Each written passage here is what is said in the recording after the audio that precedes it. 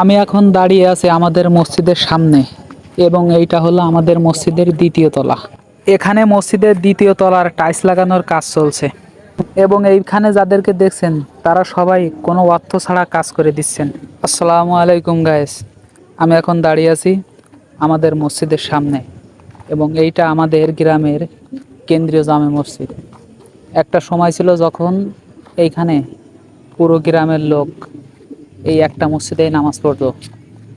সময়ের পরিবর্তনের সাথে সাথে একটা থেকে এখন গ্রামে 6টি মসজিদ হয়েছে, কিন্তু তারপরেও লোকজনের চাপ এত পরিমাণ বেশি যে প্রতি শুক্রবারেই আমাদের নিচতলায় প্রায় 200 লোক একসাথে নামাজ পড়া যায়, কিন্তু তারপরেও সেইখানে সবার জায়গা হয় না, যার কারণে মসজিদ কমিটি এবং গ্রামের যে সকল মুসল্লিরা এইখানে নামাজ আদায় করেন সবার মতামতের ভিত্তিতে এইখানে আমাদের মসজিদের দ্বিতীয় তলাটি করতে হয়েছে।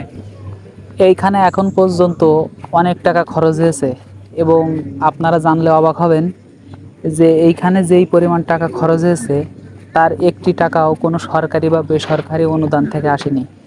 এইটা পুরোটাই হয়েছে আমাদের গ্রামের যে সকল মুসল্লি আছে এবং গ্রামের যে সকল লোক আছে তাদের নিজেদের অর্থায়নে সবার কম বেশি দানের টাকায় গড়ে উঠেছে আমাদের এই মসজিদের দ্বিতীয় তলা।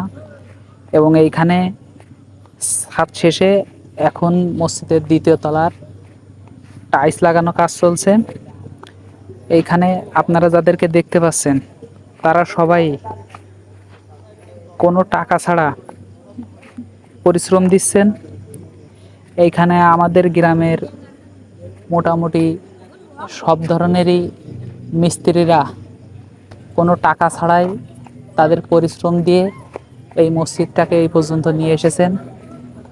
এখনো পর্যন্ত আমাদের মসজিদের অনেক কাজই বাকি রয়েছে, এখনও আমাদের ফ্লোরের কাজ বাকি আছে এবং এখানে ফ্যান, জানলা, দরজা এগুলো এখনও বাকি রয়েছে। মসজিদের কাজ চলছে, অনেকে জানেন হয়তো অনেকে জানেন না। যদি কেউ সহযোগিতা করতে চান অবশ্যই মসজিদ কমিটির সাথে যোগাযোগ করবেন। আসসালামু আলাইকুম, ধন্যবাদ সবাইকে।